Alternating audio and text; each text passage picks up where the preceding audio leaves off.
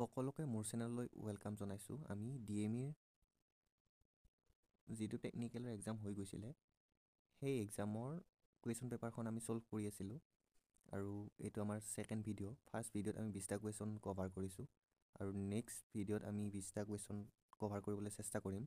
যিহেতু next 20টা question আমাৰ maths part আছিলে, এই মেথছ পাৰ্টখিনি আমি A to Z আমি ছল্ভ কৰিম যাতে আমাৰ আহিবলগীয়া নেক্সট এক্সামত আমাৰ সুবিধা হয়। যদি আমি মেথছ পাৰ্টটো যদি আমি এনচাৰটো শুদ্ধ হৈছেনে নাই সেইটো চেক কৰি থৈয়ে গুচি যাওঁ, তেতিয়া আমাৰ আহিবলগীয়া নেক্সট এক্সামত আমাৰ বহু অসুবিধা হ'ব। গতিকে আমি এই ভিডিঅ'টোত মেথছৰ সম্পূৰ্ণ ষ্টেপ বাই ষ্টেপ আমি ছলুশ্যন কৰি যাম আৰু ট্ৰিক্সবিলাকো কৈ যাম যাতে আপোনালোকে এনেকুৱা ধৰণৰ কুৱেশ্যন আহিলে পটককৈ ছল্ভ কৰি দিব পাৰে। আৰু আহিবলগীয়া যিটো এক্সাম আছে নন টেকনিকেল, এই নন টেকনিকেলতো প্ৰায় এনেকুৱা ধৰণে কুৱেশ্যন আহিব। গতিকে আপোনালোকে যাতে এই ভিডিঅ'টো শেষ কৰি চায়। কুৱেশ্যনটোত কি দিয়া আছে, solve the following pair of linear equation. এই লিনিয়াৰ ইকুৱেশ্যনটো ছল্ভ কৰিব লাগে আৰু এক্স আৰু ৱাইৰ মানটো উলিয়াব লাগে। যদি আমি প্ৰথম ইকুৱেশ্যনটো 1 বুলি ধৰি লওঁ আৰু ইকুৱেশ্যন নাম্বাৰ ছেকেণ্ডটো আমি 2 বুলি ধৰি লওঁ, তেতিয়া ইকুৱেশ্যন নাম্বাৰ 2টোৰ পৰা আমি কি পাম, ৱাইৰ মানটো পাম আমি x minus Y equal to 4। যদি আমি এইটো ছল্ভ কৰোঁ, x minus Y minus 4 equal to 0। গতিকে এক্স মাইনাছ 4 ইকুৱেল টু কি হ'ব, ৱাই হ'ব। গতিকে আমি ৱাইৰ মানটো কি পালোঁ, এক্স মাইনাছ 4 পালোঁ। আৰু এই ৱাইৰ মানটো যদি আমি ইকুৱেশ্যন নাম্বাৰ 1ত বহাই দিওঁ, তেতিয়া আমি কি পাম, এক্সৰ মানটো আমি পাম। এতিয়া ইকুৱেশ্যন নাম্বাৰ 1টো কি আছিলে, twice x plus Y equal to কি আছিলে, 23 আছিলে। গতিকে টুৱাইছ এক্স প্লাছ ৱাইৰ মানটো কি পালোঁ আমি, এক্স মাইনাছ 4 পালোঁ equal to 23। Twice x plus x minus 4 equal to 23। Thrice x minus 4 equal to 23। টো ছল্ভ কৰিলে আমি কি পাম, thrice x minus 23 plus 4। Thrice x is equal to 27। X is equal to কিমান পাম, 27 ডিভাইডেড বাই 3 পাম। আৰু এইটো ছল্ভ কৰিলে আমি কি পাম, 9। গতিকে এক্সৰ মান আমি কি পালোঁ, 9 পালোঁ। আৰু এই এক্সৰ মানটো যদি আমি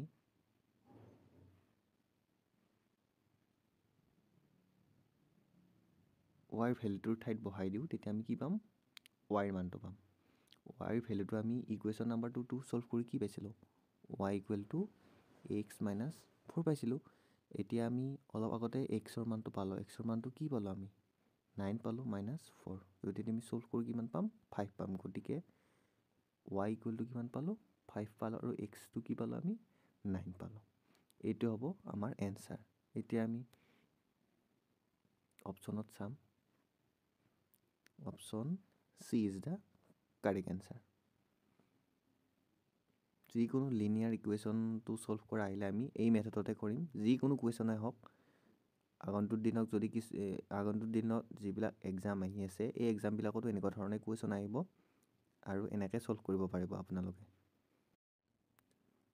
20 students of class X took part in a mathematics quiz. If the number of girls is 14 more than the number of boys,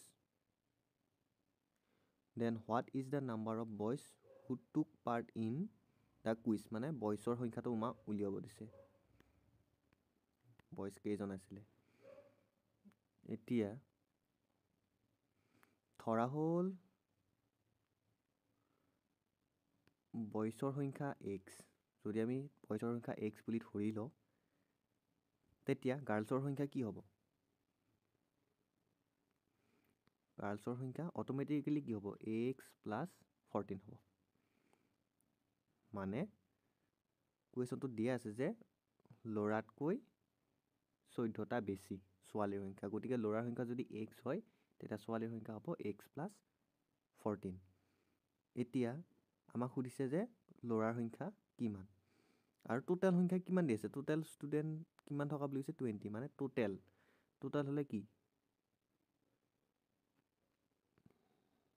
ল'ৰাৰ সংখ্যা প্লাছ ছোৱালীৰ সংখ্যা সমান কিমান দি আছে 20 দিয়া আছে আমি অলৰেডি ধৰিয়ে লৈছোঁ যে ছোৱালীৰ সংখ্যা আৰু ল'ৰাৰ সংখ্যা আমি ধৰিয়ে লৈছোঁ গতিকে ছোৱালীৰ সংখ্যা ল'ৰাৰ সংখ্যা আমি কি ধৰি লৈছোঁ x ধৰি লৈছোঁ আৰু ছোৱালীৰ সংখ্যা কিমান ধৰি লৈছোঁ x প্লাছ 14 আৰু টোটেল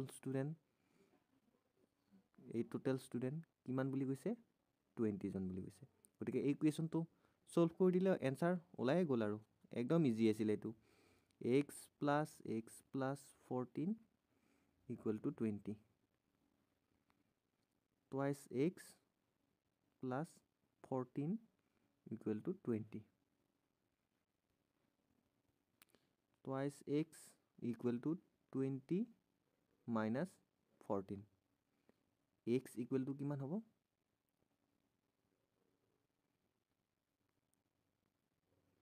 2 দুইটো ইয়াতে পূৰণ হৈ আছিলে আৰু ইফালে নিলে হৰণ হ'ব আৰু কিমান সংখ্যা 3 এক্সৰ মান কিমান পালোঁ আমি 3 পালোঁ গতিকে আমাৰ এনসাৰ হ'ব কি 3 হ'ব option a is the correct answer একদম ইজি আছিলে এই কুৱেশ্যনটোত কি দিয়া আছে the perimeter of a rectangular গাৰ্ডেনৰ পেৰিমিটাৰ হ'ল is 72 the perimeter of a rectangular gardenখনৰ পেৰিমিটাৰৰ কিমান হ'ল বুলি কৈছে 72 মিটাৰ হ'ব যদিহে লেংথটো 4 মিটাৰ বেছি হয় কাতকৈ ৱেইটতকৈ মানে কি দিছে ৰেক্টেংগুলাৰ গাৰ্ডেনৰ পেৰিমিটাৰ 72 হ'ব যদিহে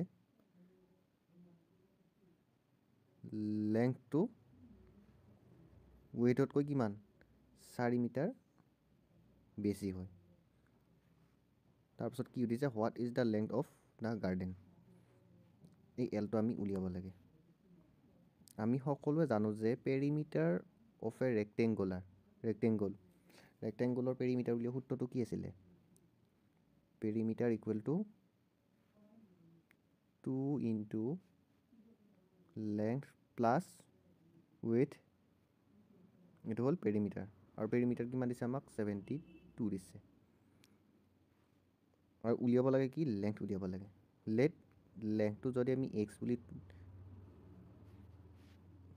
লেংথটো উলিয়াব লাগে যদি আমি ৱেইথটো x বুলি ধৰি লওঁ তেতিয়া লেংথটো কি হ'ব x প্লাছ 4 কুৱেশ্যন মতে দিছে এইটো যদি ৱেইথটো যদি x হয় লেংথটো কি হ'ব তেতিয়া x প্লাছ 4 হ'ব এতিয়া ৱেইথ আৰু লেংথৰ ভেলুটো যদি আমি এই সূত্ৰটোত পেলাই দিওঁ আমাৰ এনসাৰটো ওলাই যাব গতিকে next 2 into L plus W equal to কিমান 72 পাইছোঁ 2 ইনটু Lৰ ভেলু কি পালোঁ আমি x প্লাছ 4 প্লাছ ৱেইথ কিমান x বুলি ধৰি লৈছোঁ আমি ইকুৱেল টু 72 তো আমি এতিয়া সলভ কৰোঁ তেতিয়া কি পাম twice x plus 8 plus twice x equal to 72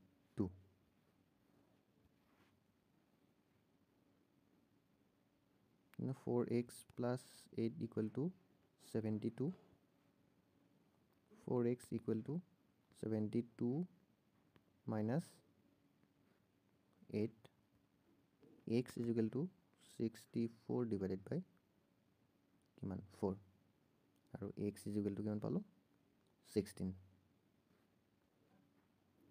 লেংথটো আমি কি ধৰিছিলোঁ x plus 4 ধৰিছিলোঁ xৰ মান আমি অলপ আগতে কিমান পালোঁ 16 পালোঁ 16 plus 4 equal to 20 হ'ব correct answer option D is the correct answer মানে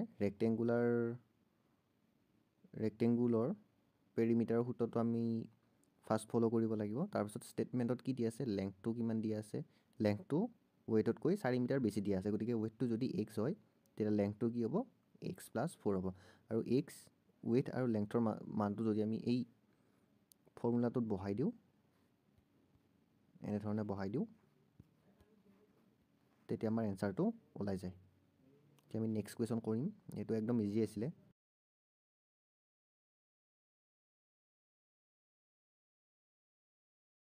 কুৱেশ্যনটোত দিছে what is the result of the expression, মানে এই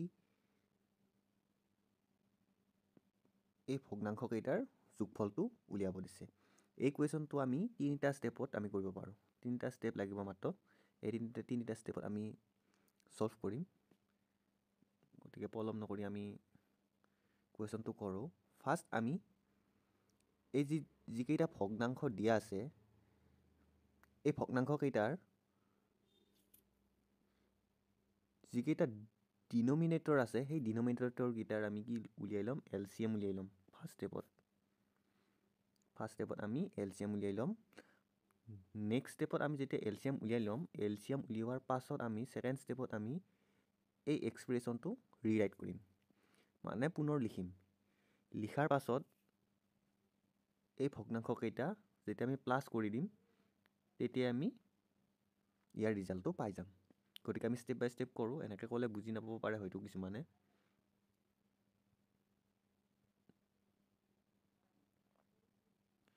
এই ভগ্নাংশকেইটাৰ ডিনমিনেটৰ কেইটা হ'ল 7, 11, 21 আৰু 22। আৰু LCM উলিয়াব লাগিলে আমি গমেই পাওঁ যে ফেক্টৰ কেইটা উলিয়াব লাগিব। 7ৰ ফেক্টৰ কি, 7 আৰু 1। 11ৰ 11 আৰু 1। 21ৰ কিমান হ'ব, 3, 7। আৰু 22ৰ কিমান হ'ব, 3, 7, 1। আৰু 22ৰ কিমান হ'ব, 2, 11 আৰু 1।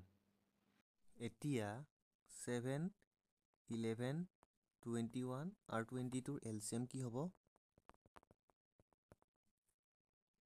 7 × 11 ×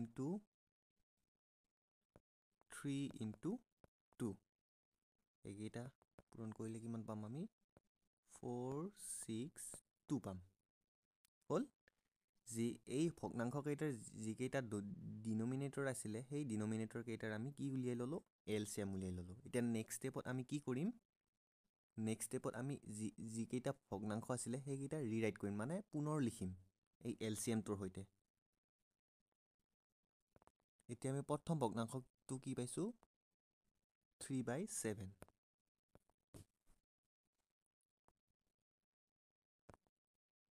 3/7 প্ৰথম ভগ্নাংশটো পাইছিলোঁ।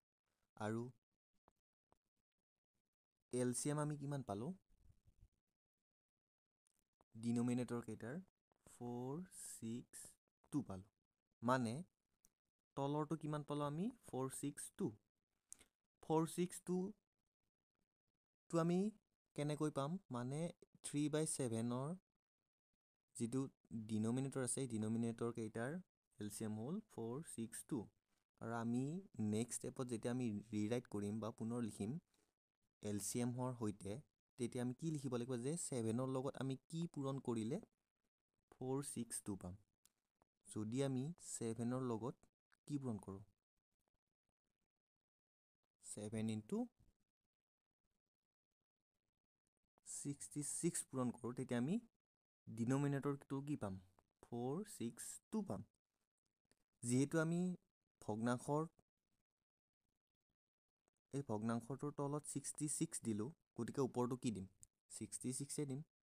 3টো আগৰ পৰাই আছে, × 66।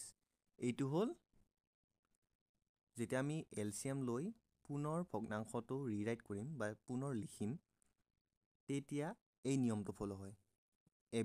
এভৰি কুৱেশ্যন বা এভৰি মেথ, যিকোনো কুৱেশ্যনতে এই ৰুলটো ফ'ল' হয়, যে ৰিৰাইট যেতিয়া আমি কৰিম এনেধৰণৰ কুৱেশ্যনত, তেতিয়া আমি তলত যিটো এড কৰোঁ ওপৰটো সেম কোৱান্টিটি আমি সেম সংখ্যা আমি এড কৰিম গতিকে 3 লগত 66 পূৰণ কৰিলে কিমান পাম 198 পাম মানে ৰিৰাইট কৰোঁতে আমি নতুন ভগ্নাংশটো কি পালোঁ 198 ডিভাইডেড বাই 462 হ'ল ঠিক একেটা নিয়মতে আমি বাকি যিকেইটা ভগ্নাংশ আছে সেইকেইটাও আমি ৰিৰাইট কৰিম নেক্সট ভগ্নাংশটো কি আছে আমাৰ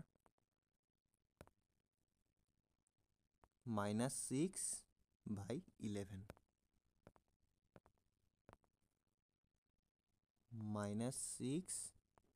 -6/11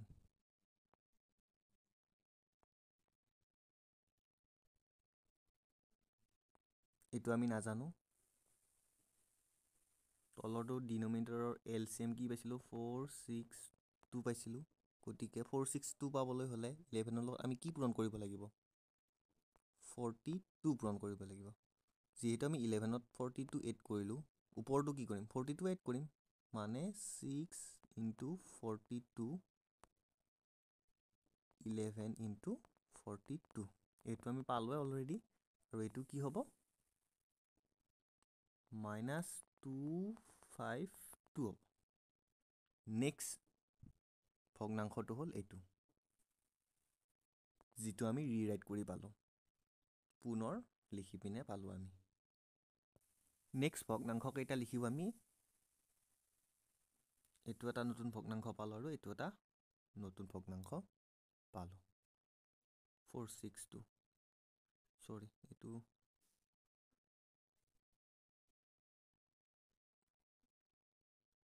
462 এইটো পালোঁ আমি এইটো অলপ শ্বৰ্ট কৰি দিলোঁ যিহেতু ভিডিঅ'টো বহুত দীঘলীয়া হৈ যায় গতিকে ঠিক আগৰ নিয়মৰ দৰে এইকেইটা কৰা হৈছে এতিয়া নতুন ভগ্নাংশকেইটা আমি পালোঁ আৰু এই নতুন ভগ্নাংশকেইটা আমি ডাইৰেক্ট প্লাছ কৰি দিলে আমাৰ ৰিজাল্টটো ওলাই যাব আৰু গোটেই নতুন ভগ্নাংশকেইটা যোগ কৰিলে আমি এইটো পাম এইটো সিৰিজ পাম মানে আমি আগতে যিখিনি কৰিলোঁ সেইখিনি কৰাৰ ফলত ইয়াতে কি নোহোৱা হ'ল যে এই ডিনমিনেটৰটো কি হ'ল সেম হ'ল